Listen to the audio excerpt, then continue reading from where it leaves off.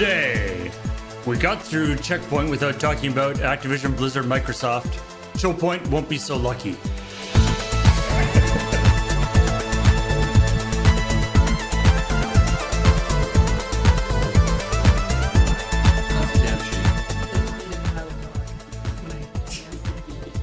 Hey everybody, how's it going? Hopefully we're loud enough. Again, we're experimenting with different microphone system for 3 people in here rather than 2 people.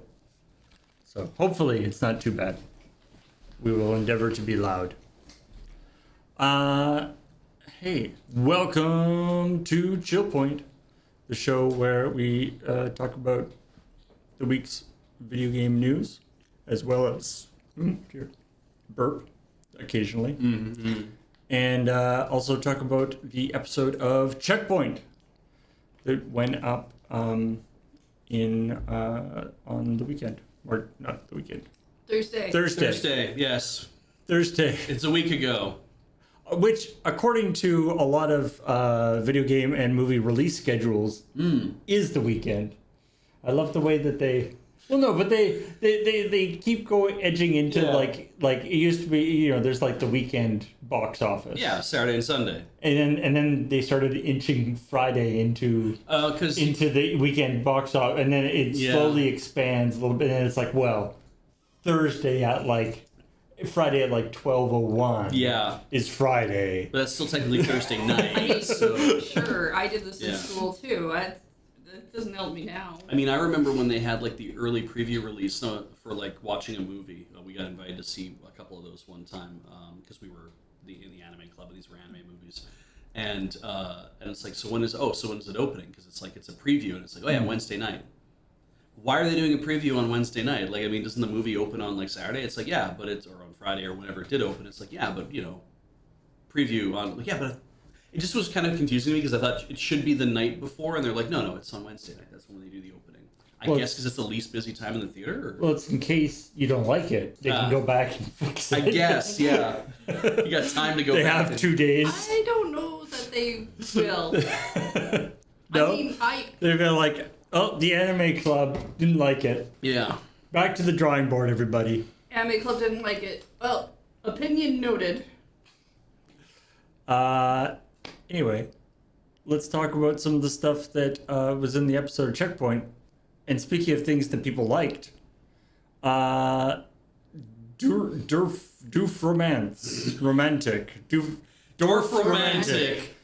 Romantic. Beach confused me because You started talking about dwarves before the show? Right before the show, he was like, oh, that's what Dusseldorf means. Yeah, that makes sense now. Mm-hmm. Dusseldorf makes sense. And so I got in my mind that Dussel was the part that means... means village, yeah. Village. But in fact, it is the Dorf part that means village. Like Canada or Canada. Yeah, exactly. Yeah, so wait, they put village at the beginning of their village name? No, at the end. Dorf is at the end of their village name. Dusseldorf. Well, no, and this is romantic. like village, like romantic village, I guess. This is very much a man's romance kind of reference. This is like that Dorf romantic is the kind of feeling that you get when you're in a pastoral village, like the kind of bucolic atmosphere and the very slow pace kind of country life kind of thing. That's what that feeling is. That's Dorf romantic. Surfing the dwarf romantic. Man's romance involves toilets. Yes. And I didn't want to make a toilet town. No, but it's the same idea of that. That's the feeling you get when you're sitting in the middle of a glade, a beautiful pastoral glade. There's meadows and there's deer frolicking and there's rabbits taking a dump, and so you're also taking a dump. When you're in a toilet town. Yeah, when you're in a toilet town. I've lived in toilet towns. I don't want to make a toilet town. Are we being gated to aggressively? I think there might be. Yeah, this. Let's just turn the threshold of the gate down a little bit. Cool. Let's see if that's a little better. So yeah, but anyway, the game Dorf Romantic is supposed to be super good or super fun. Although it's more of like a. I think even in the description of it, it's like not really a game, more of a relaxation. Yeah. Put down hex things. tiles. Yeah. It's like a relaxation enjoyment thing. But there is a mechanic to it in that as you do things with the tiles that you have, you can try to optimize a little bit to be like, well, what if I put a few more like trees out in this area and I can build a larger forest? Well, if you do that, that's great because that may unlock another tile for you because you'll fulfill the quest. So you need to make a forest of this size or whatever, right? So you unlock some more tiles because the idea is to keep putting down tiles until you run out of tiles, and so you just kind of keep unlocking more tiles. Is there even any fail? I don't know if there's any actual No. failure state, and you just sort of keep going. Yeah, you keep going until you can't, and when you run out, you run out. And it's like, that was fun. Time to make a new one, and you just kind of make a new one. So it's also a little ephemeral too, because I don't know that you get to keep your old villages, but yeah. But anyway, so it has been adapted into a board game, which, to be honest, looks super neat. Yeah. And it's into not it's not a competitive board game, but it is actually it's a cooperative board game for I think up to 5 players, 6 players. Yeah. But I think it is a little bit more objective driven than the video game. Yeah. And it won the Spiel des Jahres. Yep. I think there's a hard S in that des Spiel des Jahres. Yeah. I think I don't speak German, but yeah. Which is a very prestigious board game award, from what I understand from very brief research into it for the story. It is the award for more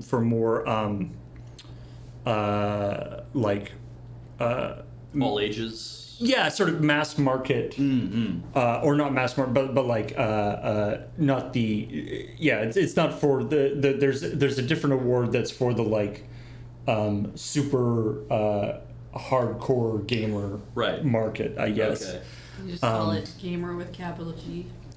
They do that over there in the non-video game land. I think there's also the Spiel des Kinderjahres, for kids. They also have there's an award ceremony that also includes kids stuff too, for kids games. But anyway, this seems super cool. To be honest, it seems like it could be a good game for AFK at some point. It's funny. I couldn't really discern. I didn't do a lot of research, but I couldn't really discern because sometimes I do and sometimes I don't. I was like, the Spiel des Jahres to me sounds like I take from the word Bonspiel, right? Like we have those here for curling. Right. That's what we refer to as a curling event, as a Bonspiel. So I assume the Spiel in this case means it's an event, and the Spiel des Jahres is like, well, this is an event for games. That it's like, this is a tournament by which we kind of crush all the games into a thing, and then the best one we pick from that group, right? So I'm assuming there is a top prize of that, is that you don't get awarded the Spiel des Jahres, you get awarded the top prize of the Spiel des Jahres, and I have no idea if that's right or not. Don't worry, the comments will definitely be filled with how it is just literally game of the year. Then what does Spiel mean? Does it mean year? I've never heard of and then people are saying, oh, you might be familiar with the term video spiel. Spiel means game. Oh, cool. I thought it was an event. I flipped it in my head. Okay. So, yeah, I think any articles should start with, I didn't do a lot of research about this, but anyway. So, seems super cool, and it's fun because there's been quite a couple of quite interesting board games, some of which we played on AFK of board games based on video games, and there's also been, of course, a lot of video game adaptations of board games. They're just sort of digital versions of board games. So there's a fun sort of cross-pollination between the two genres that I kind of like in a lot of ways. Yeah. But no, board game, video game has won an award, I think, yet. Has won a video game award? Yeah. I don't think that's happened yet. I don't know, yeah. There's been some pretty, I guess it depends. It certainly hasn't won, a... Game of the year. Yeah. At the video game, at the Game Awards. Yeah. The Game Awards has so many I would be surprised if Root had won weird something. categories. It's very pretty. They really should have a video game, board game category. Yeah, I would be surprised. Pandemic might have done pretty well on one of these kind of things too. Like, it's the Pandemic video game. I understand it's a fairly faithful adaptation. So, Well, I maybe mean, that. we have like Gloomhaven. That's true. But and that could have won an award. That's true. But Maybe? turning I into a don't know. video game, yeah. I mean, clearly they've always just wanted to be a video game. You can tell It's from true. playing You it. can tell from playing it. They just want it to be a video game. Yeah. This story. So this is actually this next story is I find quite interesting. So this is about somebody who started or not even started a campaign of abuse against this person, because it was not like they were at the head of a group of people Come doing on, abuse. chunks. Yeah, there's just one person being a colossal asshole and really going after the community manager for Destiny 2, because this community manager posted some fan art that the person really didn't like, apparently. Yeah. And so they they began to carpet bomb the community manager with hideous, bigoted voicemails, text messages, sent pizzas to their house, and all sorts of nasty stuff. And so, to their credit, To the credit of Bungie. Of Bungie. Bungie sued this person, and that it is now, not only did they win the suit, I guess on behalf. Well, no, it wasn't even on behalf of the community manager. They wanted it sort of on their own behalf. But what's really interesting is the judge actually created a new tort, common law tort, which apparently does not happen very often. Saying Don't let that torts get married anymore. saying that you can recoup the costs for the investigating and the fighting of the harassment, so that's setting quite an interesting precedent, and one that people are generally in favor of. It's funny too, because Also, the guy didn't even show up for the trial. Yeah. It was a default judgment. yeah, this is not. I'm trying to remember my business law courses, which we talk about torts versus. So it's hard to remember, but a tort just means like a wrongdoing. Yeah, but it's just Yeah. often with this kind of stuff, it's useful to have something to actually, like, there's Yeah. often there's so many cases where there's like, this person, we all agree did a bad thing, Yeah. but we can't actually point to a law Yeah. that we can charge them under. Right, and it's one of these cases where it's like this is a civil case.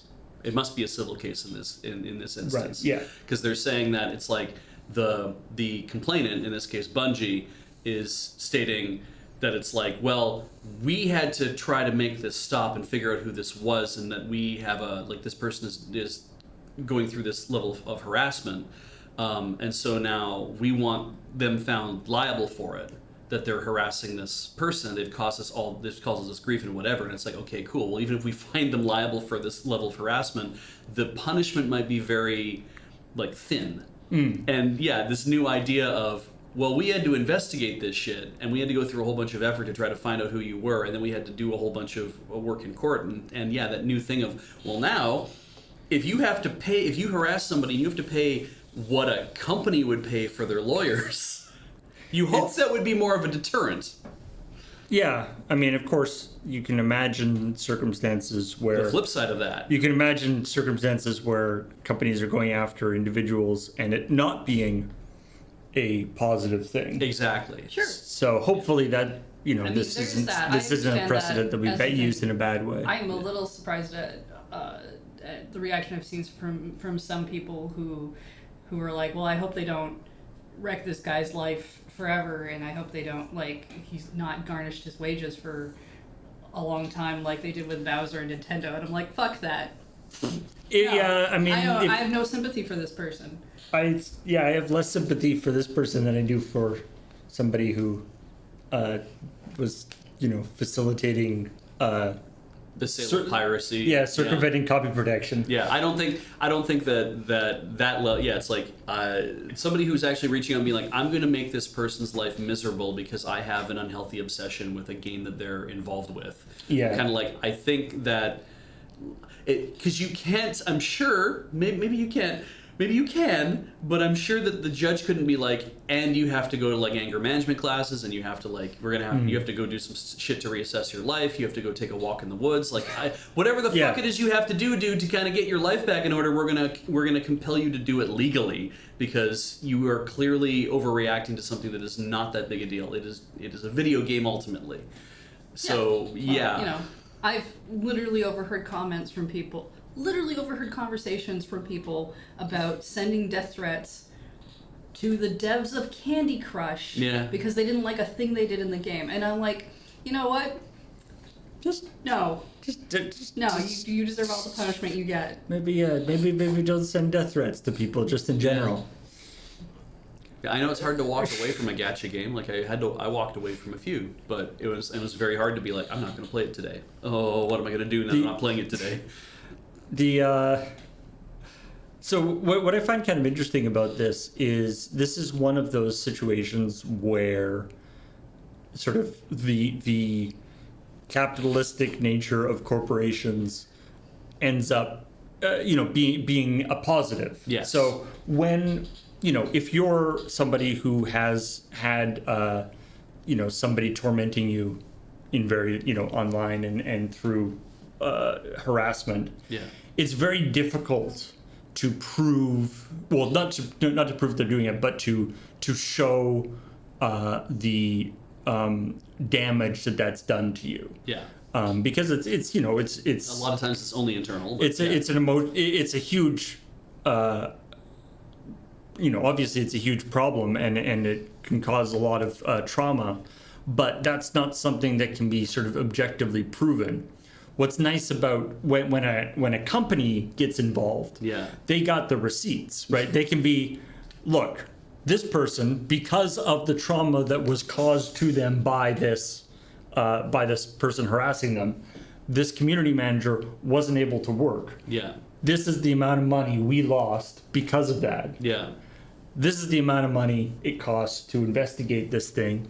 This is the amount of money we spend on, the counselor to support this community manager. Yeah. This is the amount of money, they have the because ultimately everything inside a corporation, has a dollar value. And if it's a healthy corporation, then the things, that the well-being of your employees also has a dollar value. Yeah. But because they can really put an accounting on it, you can show these things and say, this is how much money this person has caused. This is how much money they should have to pay us. I mean, the sad truth is, I believe it's still, if you try to go to someone to say, hey, I'm being doxxed and harassed by a person that they can't find, or they don't know where to find them, or I just said the same thing twice, but it is in a different state or country. As an individual, they might not help you at all, but as a corporation with a lot of money, they might have more incentive. Yeah, you've got some weight that you can throw around. Yeah.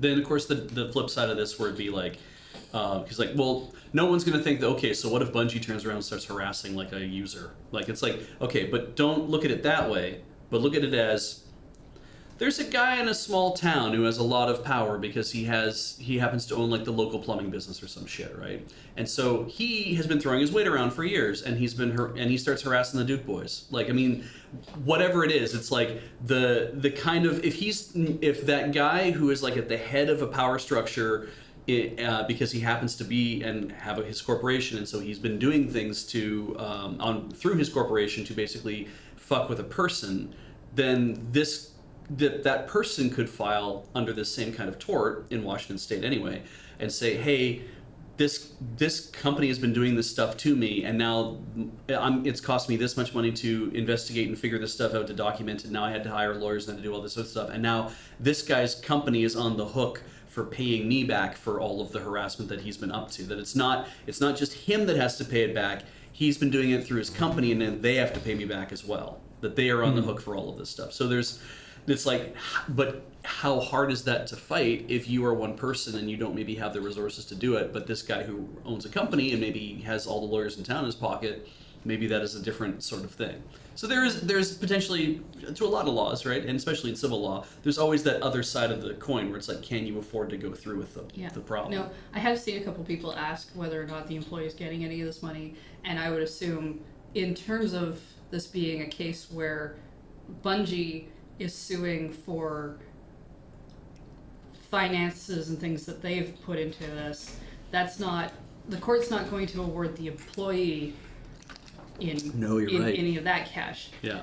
But if the idea is part of those damages are that Bungie is taking care of the employee, let them take time off and let them continue to be paid. In a way, they're getting money. They're just not getting this money. It's also possible that I mean, I don't know. At this point, it probably won't be much good because the person won't have any money. But theoretically, I believe this is a situation where the person could probably sue this guy personally. Yeah. As well. Yeah, and use this as like, hey, look, we have a case that already backs up the fact that they were doing this.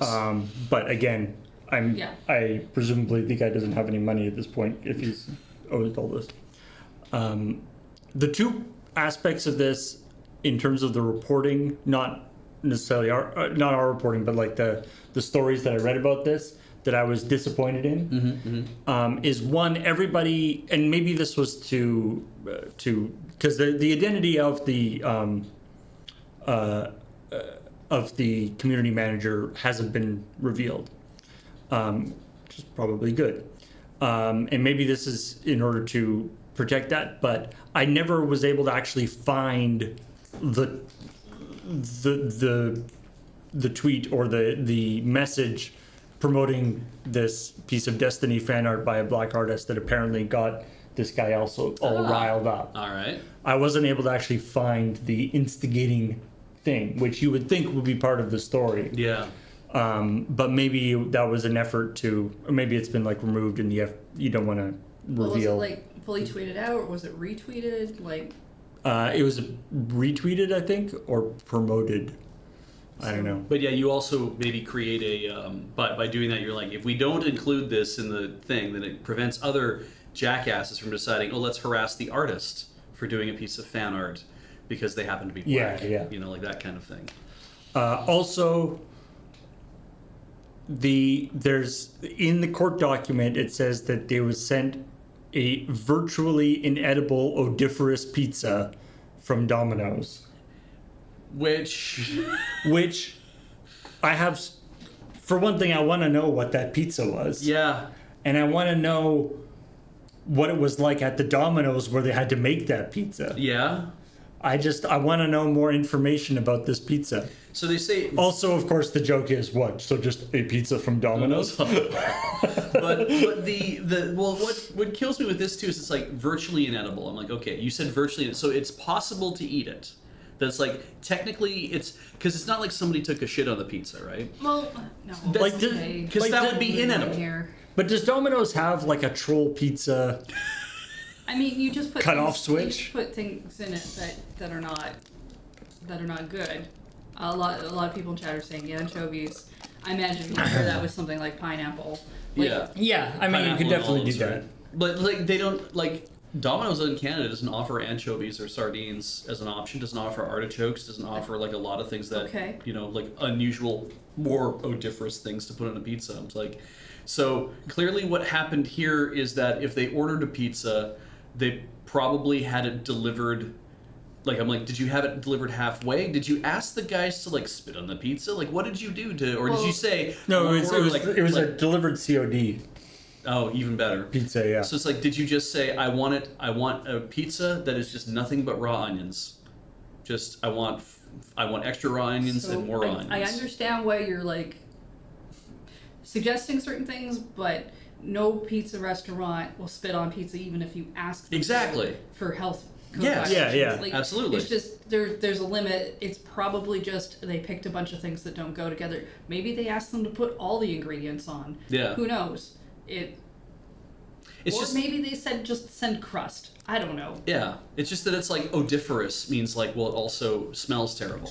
Again, from a reporting standpoint, I just would have liked to know. Yeah, me too. Also, Domino's in Canada has actually gotten a lot better. It's fine. Yeah, it's not top tier, but it is actually of the fast food pizzas. It's actually pretty damn good. I'm not getting into a tiering system about pizza again. No, I know we had that You can't whole. make me. I'm not gonna do that. All right, well, let's get into something where all of the things are entirely equal and nobody thinks anyone's are better than the others. Great. Neopets. All right. That's best. Neopets, which they're coming back into the news because it's been bought by a company, or a new company has been formed called the World of Neopia. And in order to buy it from the company that had owned it for a little bit, and was trying to do stuff like NFTs and things, which I believe was the last time we talked about Neopets, was that they were trying to do that was NFTs. disappointing. Yep. Which, from what I understand, the new place is putting the kibosh on that. Well, the one thing they did say, I read the Medium post that they put up. The NFTs technically still exist because they'll be forever on the blockchain. Right. And so for them, it's like, we're going to continue to support that those exist. Like, we're not going to just kill those collections. Like, those things exist. Yeah. They have value to people who want them. We are not making any more. We're not doing any more of this. That's not going to be a thing anymore. So, yeah, it's like, if you bought this piece of art, this receipt for your art, then you technically still get to own it. And whether it has value to other people in the future or not, that's your scam. You can figure that shit out yourself. They're going to be unassociated. But anyway, they are very gung-ho about bringing stuff back and using a Flash emulation system to bring back a bunch of the games and things. It's cool. And what was neat about the comments for this video was like full of tons of people being like, "Yay, Neopet!" People were very excited about. Yeah. I mean, Yeah, this is great.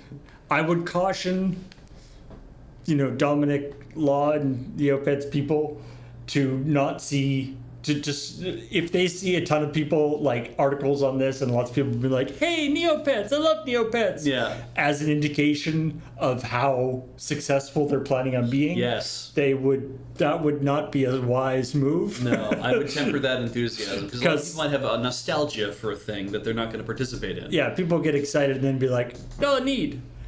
No, I'm not not dropping $15 a month on this, I'm not no. going to do that. Yeah. But We don't know what they're going to do with it. Yes, we have no We just know that they're idea. going to bring it back. Yeah. But it's still a cool thing, and as was talked about a little bit in the after show, also a very and some people in the comments talked about how it was sort of quite an influential thing in terms of early exposure to HTML and different types of sort of computer and internet culture and internet.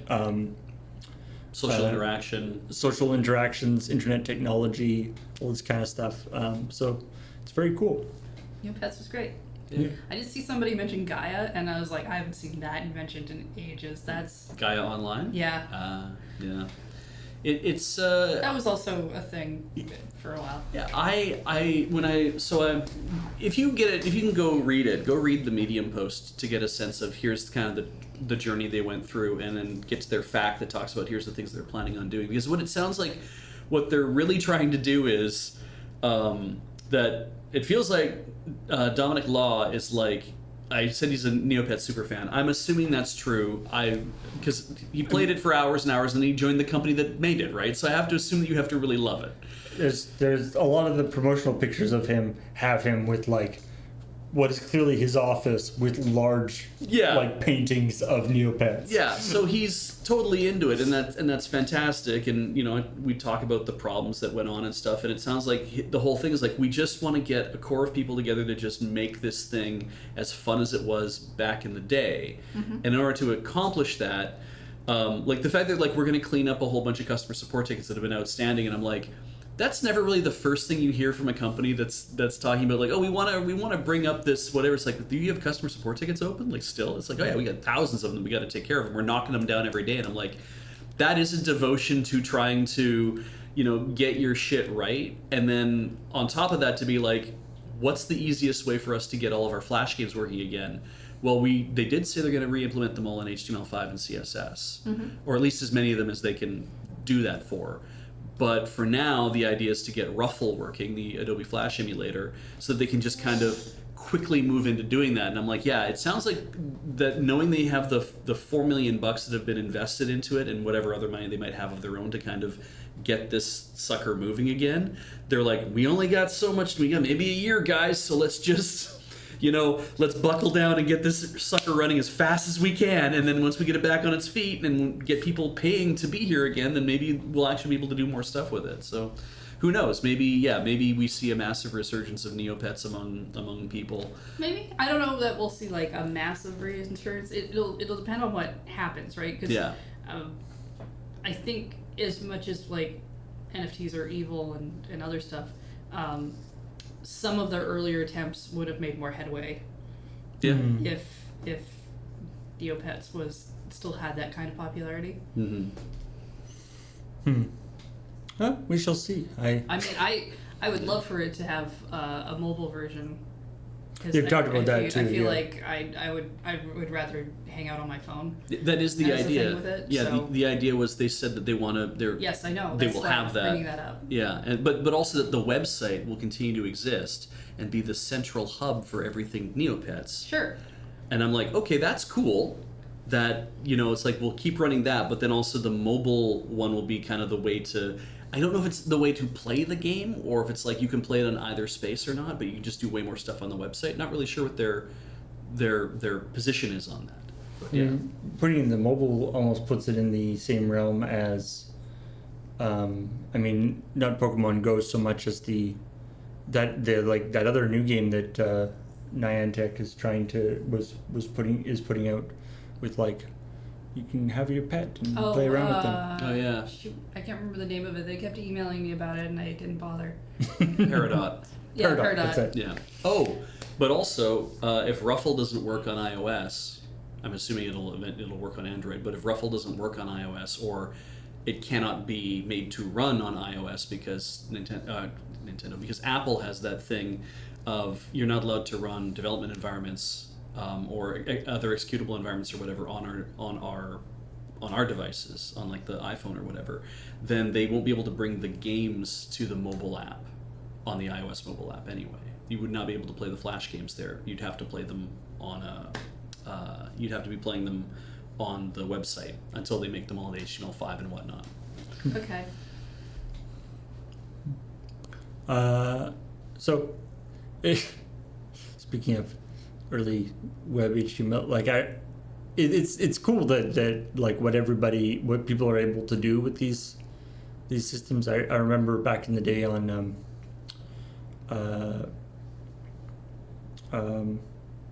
what was that? What the early social media thing? What was its? Forget. Okay. Wasn't that good a story anyway? Oh. Friendster? IDQ. MySpace? That was it. Okay, yeah. MySpace. That MySpace had, like, because MySpace, you know, you had your little page and everything, right? Yeah. And I was never into it, but I was, you know, getting into web design and stuff. Mm-hmm. And I remember seeing all the cool things that other people had made on their MySpace pages. and then going into MySpace and realizing that how people made amazing things on their MySpace page was that they didn't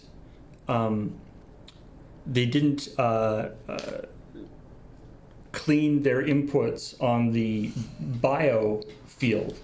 Like you could just put like the Raw official HTML. the official way to do cool stuff on your MySpace page. It was even in like the help stuff. Right. Was you could just put HTML stuff in the bottom of your bio field. Holy crap. And you could have JavaScript and all sorts of like it was horrible. Yeah, no kidding. It was Wow. horrible from a from somebody who had just starting to learn web design. I was like, holy crap! Yeah, you're inviting so many problems into. But it worked, and a ton of people learned, all sorts of cool things about how to design things back then. Awesome. Anyway, Overwatch 2 is not doing as good as it could be. Well, It's gee, I wonder why. Yeah, maybe the whole canceling a bunch of stuff. Apparently the big thing that they have been struggling with is the esports aspect of it. And to the extent that they have currently cut 50 employees from their esports division. And they are and they're currently in talks with the with all the various team entities about the agreements for the thing, which apparently could have a termination fee of $6 million if they don't mess it up. For each team, yeah. Wow. So then again, apparently this was all in their earnings report, and they did all this bad stuff, and they're like, but keep in mind, this is like less than 1% of our consolidated net revenues. So we don't give a crap. Yeah. And of course, their company shares are up 15% year over year. So good for them. Yep. And theoretically, they are about to be bought by a very, very large company for a very large amount of money. So they're doing just fine. No tears for anything except the devs who had to work on Overwatch 2 and finding Better it's get not those doing layoffs so in well. before the new company. Yeah, better fire them for not doing a good job. Yeah, I guess. Although I guess if Microsoft has like locked in their whatever $69 billion amount, theoretically, any amount that Blizzard's stock price goes up, Microsoft is happy. Yeah, right, because they're getting a better deal. Yeah, because it's like they were agreeing to pay $92 and some cents per share in order to acquire Activision Blizzard King, and it sounds like that if I don't know how this works, if they're making 95 cents a share or something along that line, it's like if they're paying like 95 cents a share or something, they won't be paying that.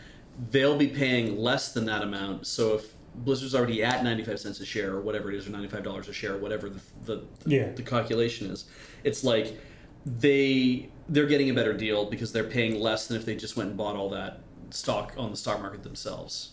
So what we want is for the Blizzard Activision stock to tank. Yeah. So that, which is basically what happened to Twitter. Yeah.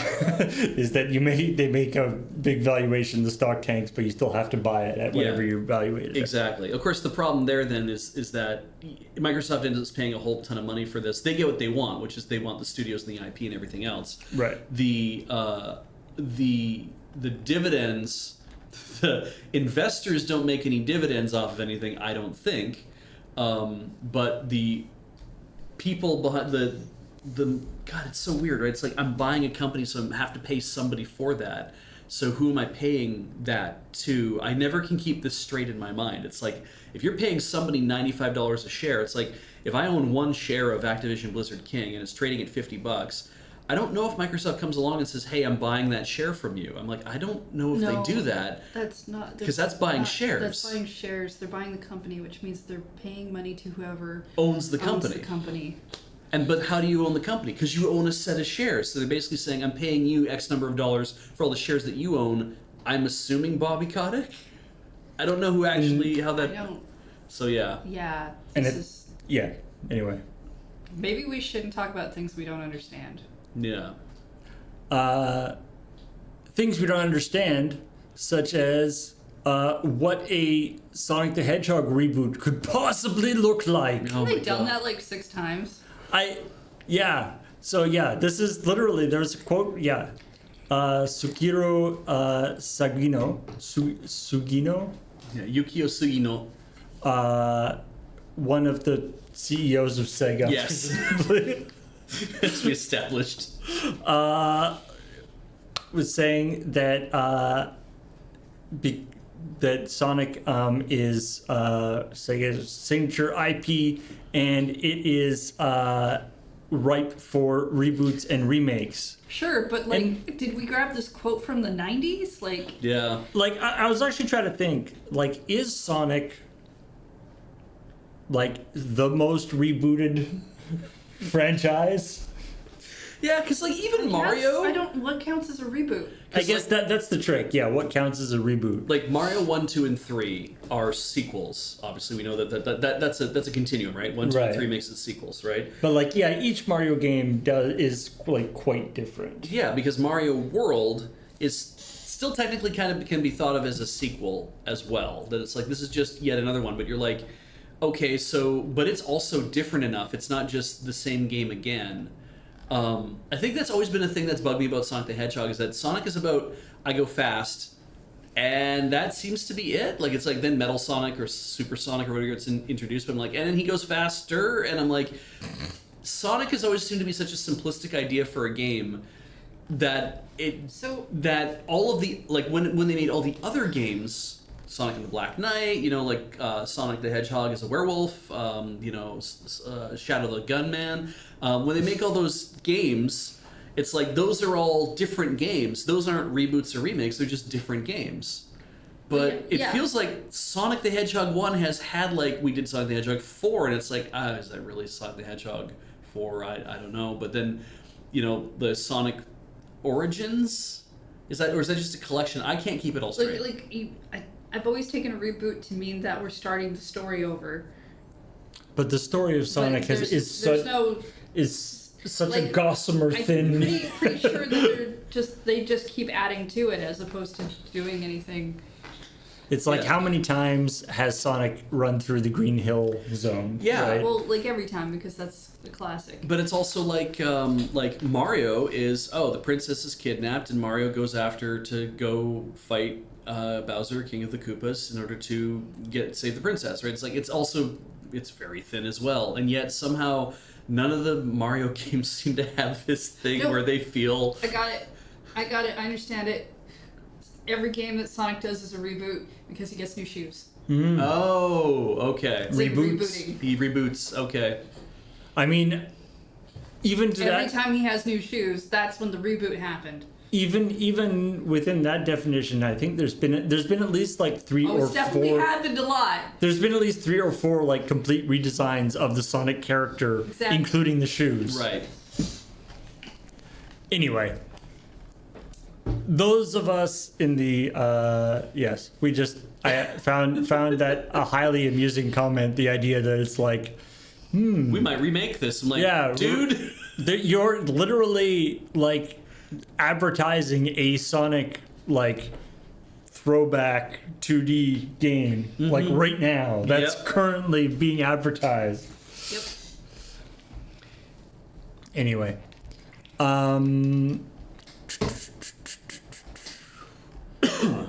oh yeah, this was we had an alternate for the coming up story this week, which was that a factory sealed original 4 gigabyte iPhone from 2007, the first model of iPhone, Yeah. sold at auction for $190,000. Ah. Found Time Traveler to sell it to, huh? Yeah. So yeah, there's a real collector's edition there.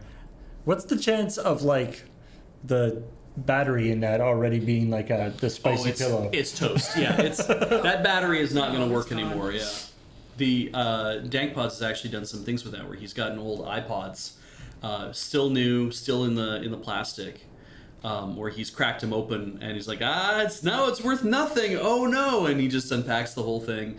He's like, let's look, because this is the iPod I loved, and then he cracks it open and he's like, it won't. I plug it in to try to charge it. It'll come on for like a half a second, then pull the thing, and it won't stay. Oh no! It's like, yeah, the batteries are just toast on a lot of that stuff from that era. Sad face. Yeah. All right, what else we got going on here? So this is a couple of stories that didn't make it into the episode. Diablo 4's got a new patch that is it just came out on Tuesday. To prepare for the season of the Malignant. They have a certain way of naming things. Yeah. A certain je ne sais quoi with their naming systems. Wow. That I truly enjoy.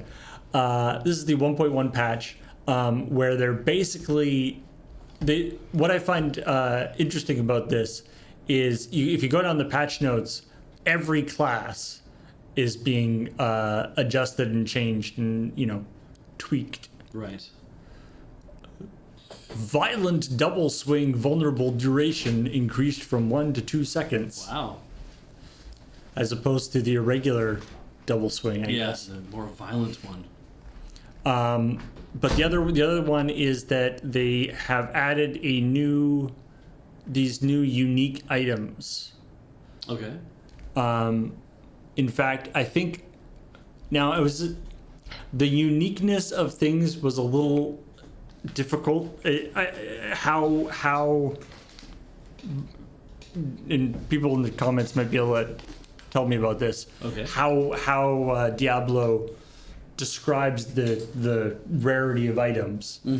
Because there's the unique items, but then there's apparently this new thing that is a uber unique staff. The Avarion staff, Spear of Lycander. Yeah, I'll assume it's a hard C, yeah. As in lichen, I guess. I guess. Does it make wolves? Anyway, so, these guys are really hard to find. Okay, yeah, all right. So they've made not just a new like it's like a unique, but then also uber unique, which means just there's you might find one eventually, but yeah. Yeah. Keep playing the game. Also, there was a problem. I believe this also fixed. Yeah. There was. I believe there was a problem. With some of the extremely unique items, where there was a bug where they turned out to be not as unique as one might have wanted. And so people were like filling up on this one item that should not have shown up as much as it did. Oh no. So they are fixing that. Anyway.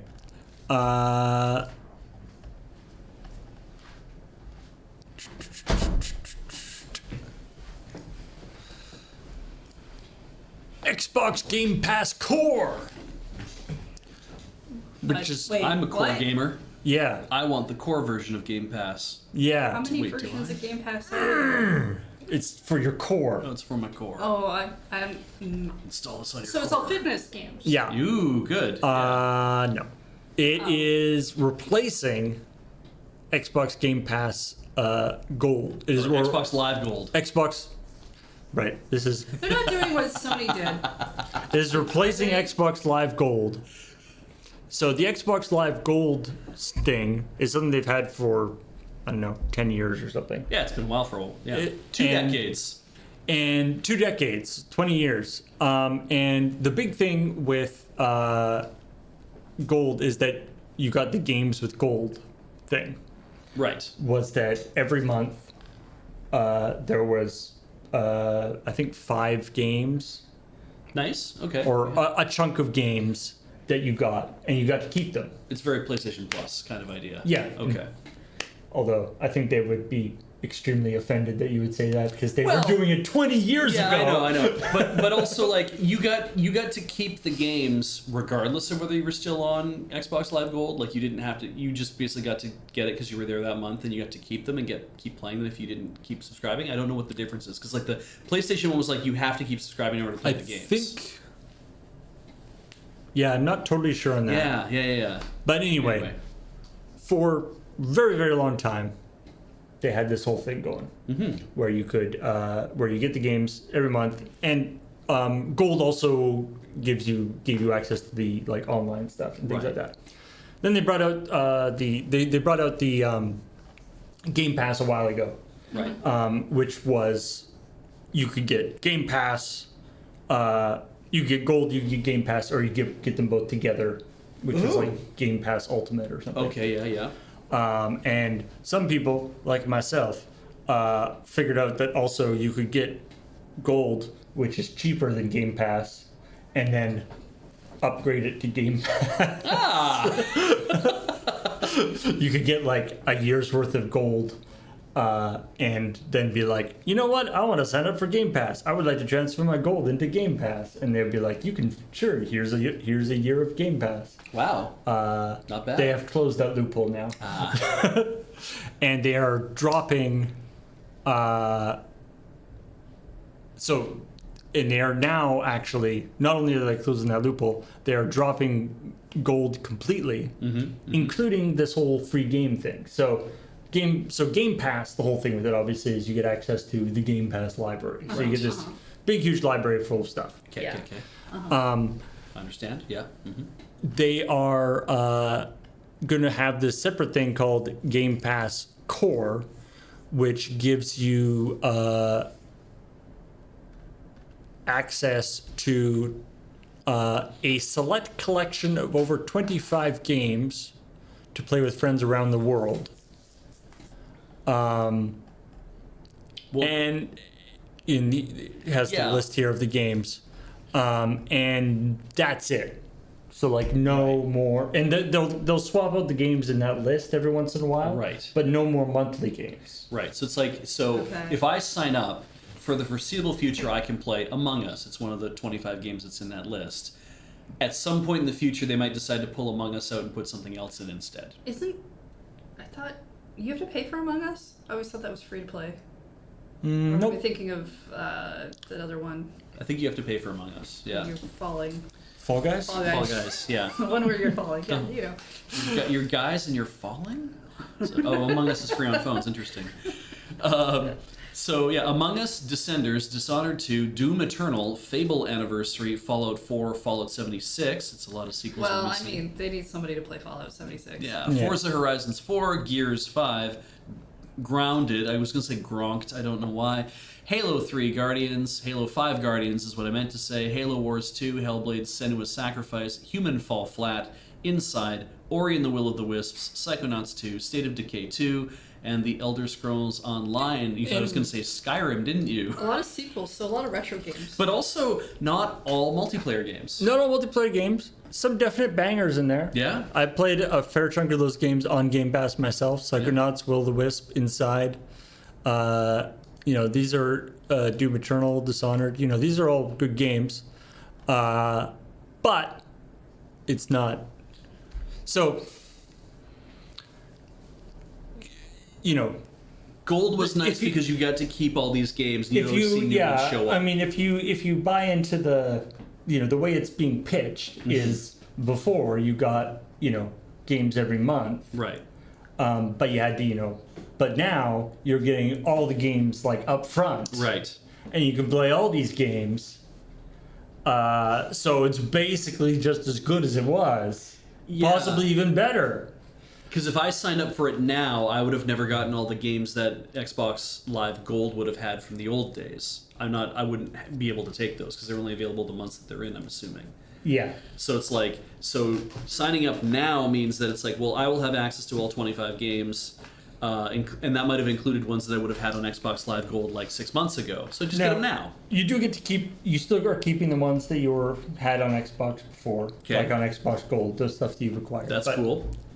And yeah, and whether the gold games were good, obviously, you know, sometimes the gold games were no good. Yeah. There's a lot of filler games that, you know, these different games So do I get subscriptions. to keep all of these, and then when they do swap outs, I get new ones? Yeah, you get to have all these, but you don't get to, when they swap out, you don't get to keep the ones that have swapped out. Okay, so you get 25 games to play that are just like available for you to play Game Pass then wise, and I assume that's And the then they same go- way they that go away, and then I don't get them. Yeah. Is that what happens? I'm assuming that's the same way that Game Pass works already. That it's like when a game is on Game Pass, you can play it. When a game gets rotated off of Game Yeah, Pass, you can't it's play it the anymore. Netflix system. Yeah, I'll be right back. I don't like the Netflix system. I am not. I mean, I'm not gonna get this anyway. Just yeah. because I don't have an Xbox. I'm sure someone will say I can get it on PC, and I'll be like, I don't have an Xbox, but Yeah, I mean, as somebody who does have Game Pass and I use it a lot and quite enjoy it, I still don't like the Netflix thing of like, oh, that game that I was gonna get around to playing is gone it's now. gone. Or you maybe made it like halfway through, and then you didn't finish it in time before Yeah, it swapped. I mean, it's not like they swap out fast, but you know, after sometimes games will disappear after a year Yeah. or two. But I don't know. anyway, I mean, I stopped paying for Sony PlayStation Plus as well because none of my friends were playing online the games that I was playing online anyway, which was the only reason I had it. right, yeah, And it's always a delicate was balance. gonna figure out their new tier system. It's always a delicate balance with all these sort of free game, or not free game, but like subscription game things. You know, there's the Yeah. game. You I know, think there's they the have- Amazon Prime games and Epic games. And Yeah, and I mean, I these think out of ones- this list, I have all of the ones that I want to play. I Right. haven't played, but like I know I have Ori and the Will of the Wisps, which I haven't played yet because I haven't played the first one. That's always the saddest thing is when there's like a really hot shot like humble indie, humble bundle comes along, out, you're like, and you're "Oh, like, I have all oh, of these." you're like, oh man, those are all absolute bangers. And because of that, I've played them all already. But if it was anybody else other than me who has played all those games, you should definitely buy this. Yeah, I mean, at that point, you become the person who's like, if you haven't tried even half of these, right? Yeah, it's hard. And I don't know. It's not like you replay video games anymore. Who's got the Yeah, time? it's true. Except unless it's Hollow Knight, then forever. Till Silksong comes out, but that's not happening, so, you know. How many times have you played through Hollow Knight? Well, okay, I've played through all of it once. I have a save file where I'm still trying to do stuff, because there's that god room thing full of boss fights that eventually I'll absolutely, totally get through one day. I won't.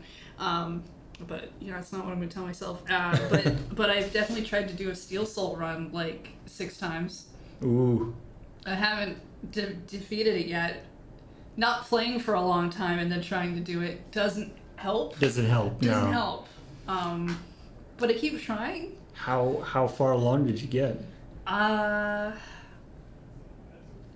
had a really good run that I might have made it if I hadn't gotten splashed by there's like these 5 night round bugs. They come at you all at once. Oh, right. Yeah. They're real bouncy. And then there's a lot of them. But one day. One day. Until Silksong comes out, and then I'll give up on that. Unless it's no good, and then I'll just go back to that. That Silksong's not allowed to not be good. that like, won't it's been happen. too long. Now I did warn you Oh no. at the beginning of this Paul. that there will be some Activision Blizzard Microsoft news. But don't worry. Well, I hope that the context of this news means that maybe we'll have a break for a bit. Because after all of this, we've talked about all the comings and goings and shenanigans that have gone on in the court case between the Microsoft and the FTC and these various different companies and stuff. After all that, Sony has finally signed the agreement to make Call of Duty be going to be on the PlayStation platform for the next 10 years. Which now, interestingly, the original agreement that Microsoft offered Sony when they were saying you guys can have anything, well, everything is nothing's going to change. Was that all Activision Blizzard games were going to be kept on PlayStation platforms. Right. Notably, this new agreement is only for Call of Duty. So. Right. Okay. So it turns out that like Microsoft sort of was like, so let's renegotiate that agreement we were talking about now that the FTC has gone our way. They were in a position where they thought that might not work for them, so they were willing to give more, and now this is Sony taking what they can get. Yeah. So yeah, Sony. Call of Duty, the most important video game, so important that there is no other video game. Yeah,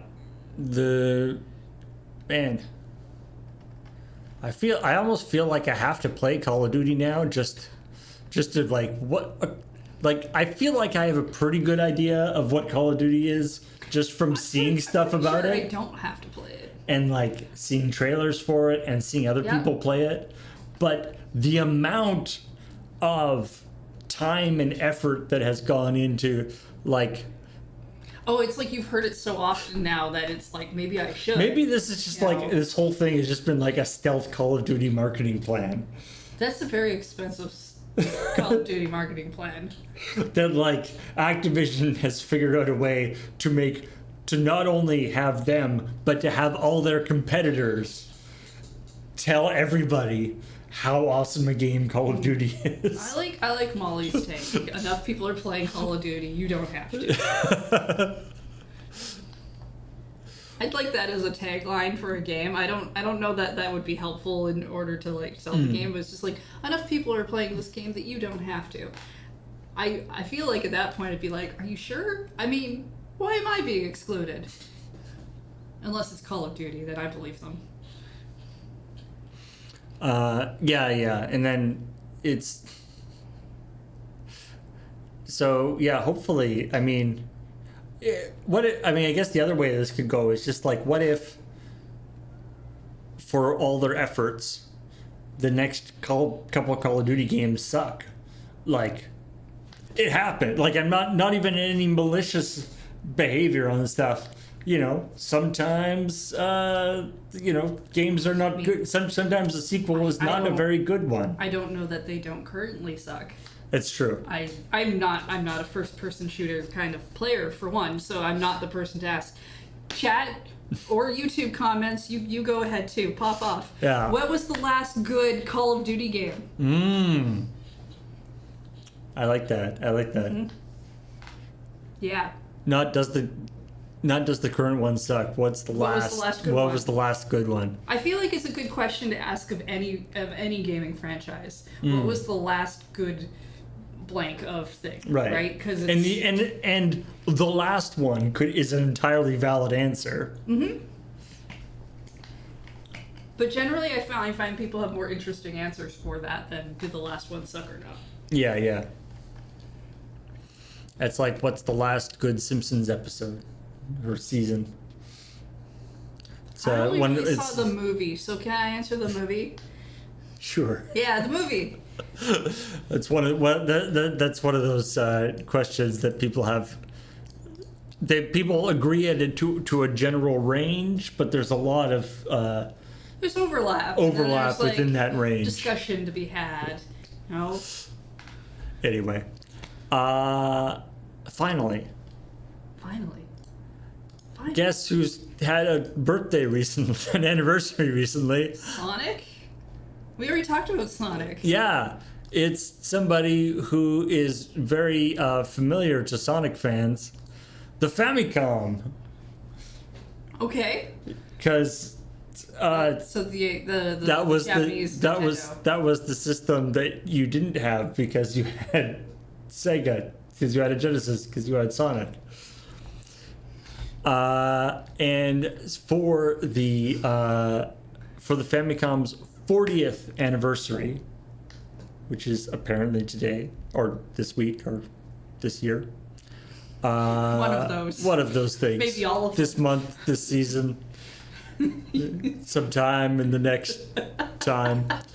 Nintendo has put together a super neat website about the Famicom. At least that's what I assume it's about. It's in Japanese, as you may guess, because it's about the Famicom.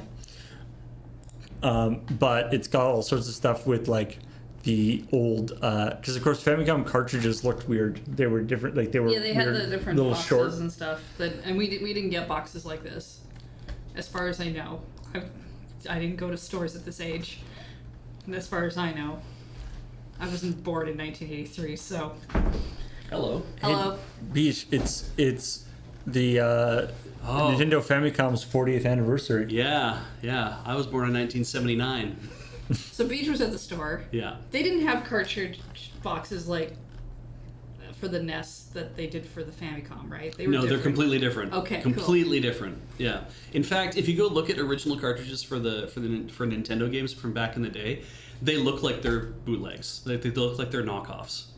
They are just like, because they're only showing you the fronts in this case. But if you were to look at the backs, it's just like the Mario Brothers one or the Super Mario Brothers ones are just like, it's the same color on the back. It's just yellow on the back, and then it has like a little bit of writing about what's like about the game or something like that. And then some of them will sometimes have a copyright Nintendo logo in them. Some of them do, but yeah. What's amazing about this is that there's no way this art was ever this high resolution. No. Like maybe they got it redrawn or something, I would imagine, that it's like or like upsampled or something. you scale it up, you scan it, and then you vectorize it, and then you drag it up or something like that. Luigi. So anyway, this is on the Nintendo website. There's a whole thing about the Famicom, and a bunch of historical stuff. What I like about like Famicom cartridges, of course, were like short. They're almost like Super Nintendo cartridges. Like Yeah. they're sort of short. And what's great is if most of the time, if you look inside an old like an original Nintendo cart, Yeah. the actual PCB board only actually occupied the top part of the Yeah. like there was just a bunch of empty extra space Yeah. inside the Nintendo cart. I don't know why they didn't make them the same In fact, size. some of the earlier ones, like Excitebike and whatnot, if you open up an NES cartridge on the inside, it's literally the Famicom cartridge stuck into an adapter so it can actually plug into your Nintendo. And in some cases, that's like a thing to have, like, because if you were to, it means that if you took an Excitebike or an early cartridge apart, then you have access to a Famicom adapter for an NES, like immediately. Right. You can put whatever you want on it that runs on Famicom and just plug it into there. The reason they did that was because video games were thought of as being like not, like these little toy type things, that they were like, no, we'll design big cartridges because then people won't think that these are the same things as Atari cartridges. It was all perception. It was like, if it's a big thing, you'll think it's more like a video cassette, like something that's very complicated, and therefore there is more value in buying this thing than buying a tiny little Atari cartridge. And yeah. Also, I mean, I fell for it. there's also additional, like later on in the lifetime of the system, they would put all sorts of extra fancy chips in them too. Right? Yeah, because you could make the PCB larger in some ways, and so it's like, well, then they could actually fit in like more stuff in and around it. I've been watching a guy, Displaced Gamers, is a great channel for that. If you want to learn about coding on the NES or like for other, I think he does some other platforms, but he's been concentrating on the NES an awful lot and talking about how how like initially you only had horizontal scrolling or vertical scrolling games, and how they decided that was you would bridge the H jumper. Like there was solder pads. If you bridge the H or you bridge the V, that would tell you which way that the game is supposed to scroll. Oh wow. Yeah, So and it then was just like a hardware thing. Yeah, it was like literally just baked into the PCB, and then eventually they changed all that with the addition of new mappers and new chips and stuff like that. So it's like anything beyond like the initial couple years of the Nintendo, that's when that all changed. And it's like they had to, that little HV thing is still on a lot of those carts, but that doesn't matter anymore because they just goes right past that. I love the light gun that was just a straight up gun. Yep, those were the days.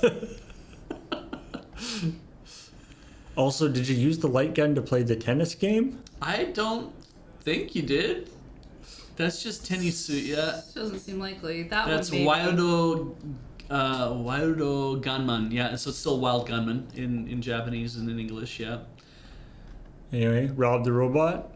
See, which I thought was always just an American thing, but I guess it wasn't. Like, I thought they only made Rob available in America because it was like he was to convince people that it's more of a toy for your kids that has a robot, has all sorts of other stuff. I mean, but, I hate yeah. to tell you this, but Nintendo was a toy company. Yeah. I really do feel like they come at video games still from the sense of making toys. Yeah. Of course, they would have had to make a different Rob for the Famicom than for. Yeah, well, I mean, Yeah. the Yeah. Rob we've seen over here is like gray, and because Yeah. the body. Yeah, yeah. and To match and the color Nintendo's scheme. Gray, Yeah, whereas 'cause- that's much more the Famicom. That literally says family computer robot. Like, he wasn't given the cool name Rob. It was just family computer robot. You know.